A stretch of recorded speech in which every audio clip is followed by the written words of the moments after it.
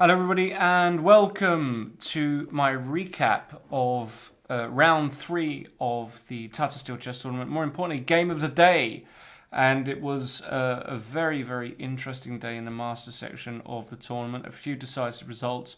There was one particular game though that really caught the attention and imagination of everybody.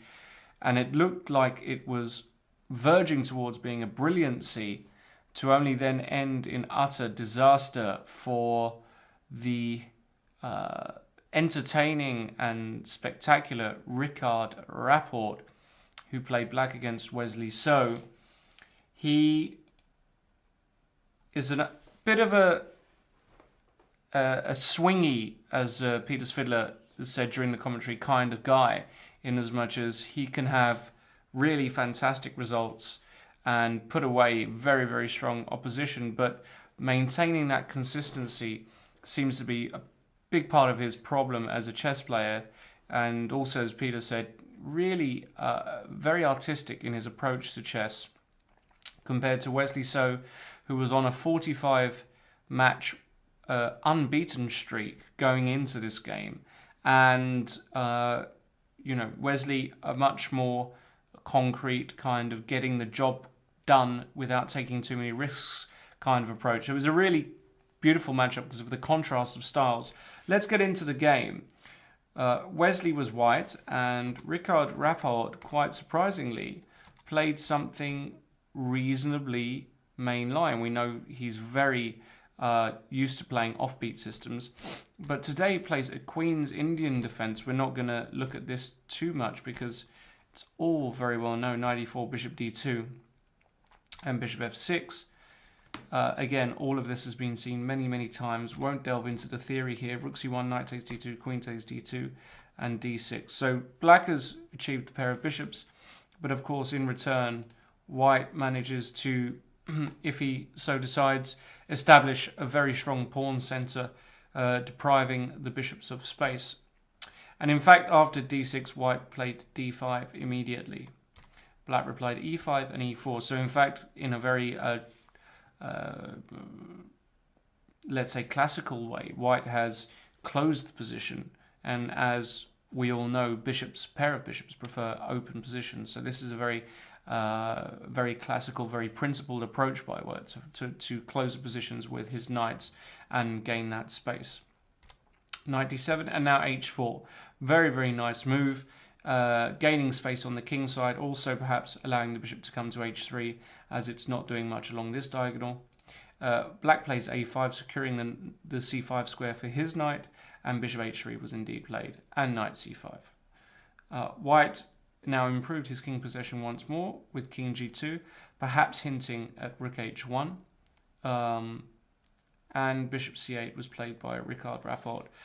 During the commentary, Peter and I also were discussing how this game has been seen many times, but perhaps the most relevant game in this particular position that's been seen was the game between Tomaszewski and Ponomarev from the Baku Olympiad 2016. And in that game, Evgeny Tomaszewski, who actually lost the game, very critical game, which propelled the Ukrainians to eventually tying for first, although they lost on tiebreak, as we know, to the American team.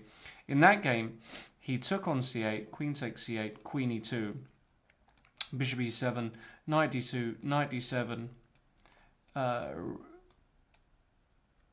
knight d2, knight d7, rook h1, knight f6, knight f1, h5, knight e3, g6, rook cg1, king g7, and king f1. And this is really the point. He actually ended up shifting the king right over to the queen side before he started operations on the king side and expanding there. And we're going to see something similar like that today. In fact, in today's game, Wesley So played rook h1 first without taking on c8, so deciding that actually having the rook on h3 was slightly more beneficial.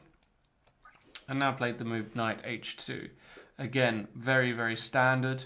Looking at this g4 square for the knight in the future, perhaps threatening queen e2 and knight g4. And Rapport played a very principled move here, h5. Fixing the structure on the king side, depriving the knight of the g4 square. because I think if you start going g6 here, you have to start already wondering what to do against h5. White's got a ready-made attack. He, of course, can bring the other rook over to h1 if he so desires.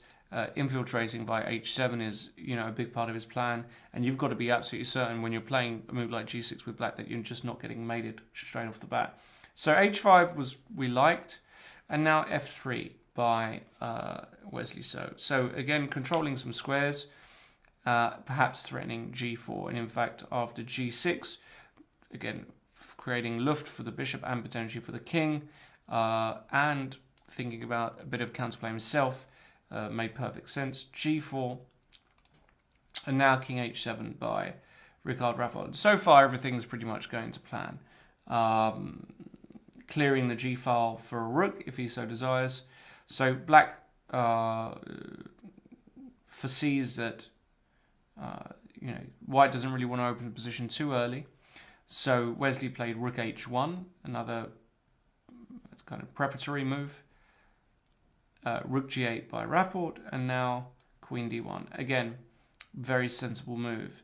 His idea is that he wants to move this knight now that the g4 pawn is protected. Maybe he wants to go knight f1, knight g3. And in some positions, of course, if he can exchange and install a knight on f5 with the king perhaps somewhere more safe, he's doing very well. So Rapport played bishop g7, knight f1, and bishop h6. A nice little maneuver here by Rapport, controlling this diagonal, so depriving white of knight e3 straight away. And here is the first real critical moment of the game, because Wesley plays a move that looks very sensible and very safe, but actually turns out to be an error. In the position he played the move king f2. We're going to discuss why that was an error in a second, but really he should have played the move knight to g3. And after bishop f4, a move like king f1 with an unclear position. He is threatening potentially to take on h5 and go knight f5. And as we'll see, compared to the game, there's a huge difference here, because in the game after king f2, Rapport played the absolute the ice cold cooler move that kind of sends shivers down your spine when you're playing, because if you're Wesley So in this particular position as white, okay, objectively things are pretty level, but it's really Wesley who's the one who's kind of calling the shots at the moment. He's the one who's going to be dictating play, which pieces go to which squares, but not after the next move, because Rapport unleashes the beautiful artistic bishop c1, which is a stunning move because black actually just threatens to take on b2 and weaken this square for the knight. And the problem is, of course, queen takes c1, knight d3 check picks up a queen, so you can't do that. And there's no real good way to defend this pawn if you're white. If you go b3, then now you can just go bishop b2 again, and once more, what are you doing with this knight? Because g4 is always en prise, so a move like queen c2, where you can just take, and take. And of course, any h5 can be met by g5, not opening the h-file, or rather, you could probably just take this one even better, but in principle, you can keep the h-file closed. And if you go knight b5 here with white instead of a move like queen c2, that runs into the very strong f5, opening up the f-file, and this king suddenly becomes a huge problem piece. Once more, the bishop is never able to be captured because of the knight d3 check, and after f5, gf5, gf5, black is just miles better with an extremely strong attack. Rook f8 is coming, fe4 is coming, and black is in great shape. So bishop c1 was a bit of a cooler move there, and Wesley reacted with knight g3. Well, now Rickard won a pawn with bishop takes b2 and knight b5. Okay, so he's basically saying, well, I need to get on with things. I need to get on with gh5, even if at the cost of the pawn temporarily. But beautifully, Rapport just sticks the bishop back on c1 and says, okay, it's done its job there. I'm now going to find a square on f4, which is far more useful for my bishop. So after g takes h5, bishop f4, Material balance is even, but notice how black's position has just improved drastically compared to a few moves ago. He's managed to activate his pieces, and white has got in a bit of trouble. Well, Wesley so brings his knight back to c3. It wasn't doing anything on b5, and perhaps he wants to play knight into e2. But now Ricard plays another absolutely fantastic move, the kind of Rapport move we got used to, f5. He just wants to either take on g3 followed by f takes e4, or in some way open the position up, even at the expense of the pawn. Because white can take on g6, rook takes g6, and knight takes f5. Yes, he's won a pawn, but after rook a g8, look at the pressure black is exerting on the g-file. And suddenly, the white king is in real danger of being caught in all kinds of mating patterns. And what's most curious about this position, stylistically, is how these rooks are just bystanders at the moment. They're really doing nothing, especially this rook on h3. It's completely shut off there by this wonderful bishop on f4. So we were getting really excited here, because after king f1, once again, Wesley's idea was that after rook g2, I think he wanted to go knight to e2 here and basically swap off some pieces and potentially be okay. But he played, after king f1, just another absolutely brilliant move, b5. So far, Ricard Rapport, since about king h7, so call it 20 moves ago, has just been playing absolutely splendid chess. b5, brilliant move. Why is it a brilliant move? Well, the point of it is that if you play knight takes b5, you distract the knight away from the c2 square. And after rook g2, let's say the knight comes back to c3, the simple rook d2 followed by knight d3 and rook f2 is curtains. It's game over. It's just mate. So black gains an important tempo if the knight takes on b5. So here, instead of that, Wesley actually played c takes b5, which is not better at all. Probably he should have fought on with a move like knight e2 here, but it was already getting very difficult, and takes is hardly the scenario Wesley wanted, with queen b5 and knight d3 coming, but it's probably better than what happened, because after c takes b5 and now rook g2, black once again threatens rook d2 followed by knight d3. So Wesley played queen b1, and here we start to approach just one of the strangest meltdowns of the tournament so far, because Rapport is in complete control here. All he has to do is to play the move rook to d2, continue with the same plan of going knight d3 and rook f2 check. So natural. And even after rook g1, which is Wesley's idea, you can just take that off and play knight d3 again. And all you need to do is land a queen over to the g-file, and it's mate. So queen f1, queen e8, king h1 is not possible because of knight f2 check, and there's just nothing to be done here. It's just signing the score sheets, because this check is devastating all of these pieces in the attack. You've got a knight on c3 here, which is not doing anything. The knight on f5 looks pretty, but it's not helping, and this poor rook on h3 is just hopeless. So rook d2 would have just been a very simple victory for Ricard, but he starts to play some very strange moves. First, he plays queen f7, which doesn't lose in itself, but after knight e2, suddenly it feels like he's thrown a lot of the advantage away, because you can't play this rook d2 and knight d3 stuff. But then, perhaps the most bizarre move of the entire game, and a real shame, because I'm a big Ricard Rapport fan. I think his creativity is to be admired, but it's these kind of moves and decisions he makes which is really stopping him from going to the next level. Because he played queen g6. Now, from our understanding here, about 20 minutes left on the clock in the game, and this move is just an all-out blunder.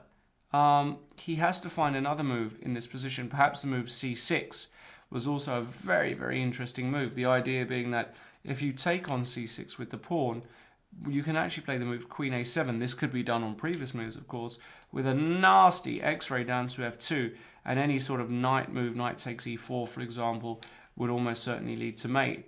So after C6, maybe white has to go B6, but a sample line here, C takes D5, B7, and now even after D4, you can get some crazy lines like this, and queen takes A2 check with perpetual check. So, you know, he didn't have to go completely bonkers here, but queen G6, how he could play this move after such a short time, running into the simple knight E7, and there's unfortunately no check or sequence against the king that helps black here, and it's just losing now. So from being +4 3 moves ago, he's now -4, and Wesley, on a 45 game winning streak, didn't mess this one up. Rook F2 check was tried. What else? King takes F2, Queen G2 check, King E1, and now Rook G3, the last throw of the dice. But after Rook takes G3, Queen takes H1, Bishop takes G3 check, doesn't help.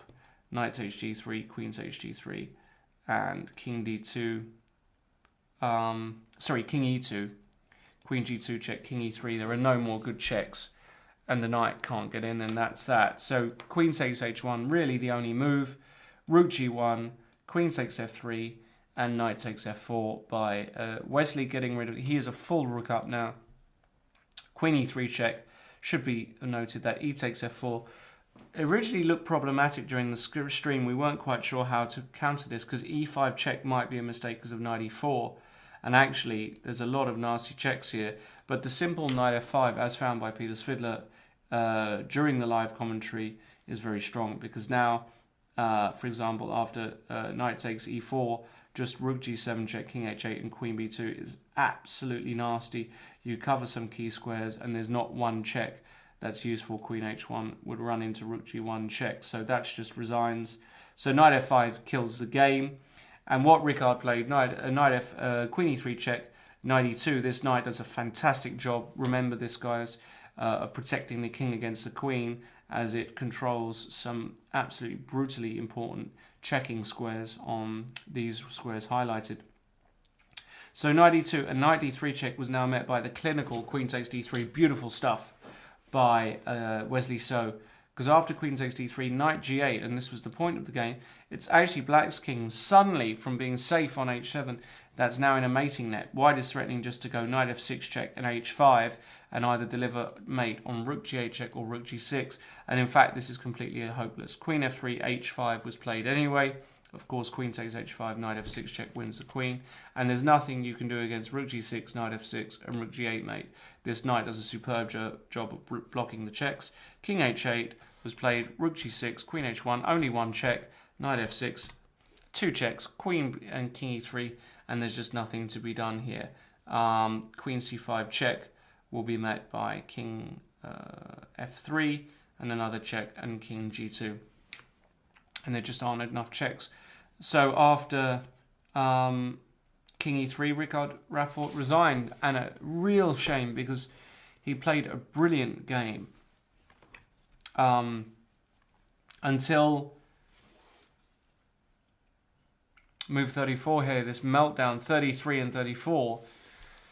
And it means that he's now on -2 in the tournament, and I think this could really take the wind out of his sails. He's going to have to find a lot of power deep inside his loins if he's going to make sure this tournament doesn't turn out to be a disaster. Whereas Wesley So, well, the good run and the running good, as poker players say, doesn't really stop. He's now 46 games unbeaten, improving his rating on +1 in the tournament, and keeps on going up and up, but was on the precipice of losing today, but escaped thanks to a very, very sad meltdown by Ricard Rapport. So hope you all enjoyed that recap. Please tune in to the round 4 game tomorrow starting 1:30 Central European time. You will be in for a treat, having Grandmaster Jan Gustafsson and Grandmaster Peter Svidler in the booth. I will be back towards the later rounds of the tournament, but for now it's been a pleasure, and hope you enjoyed that recap of my game of the day, Wesley So versus Rico Rapport.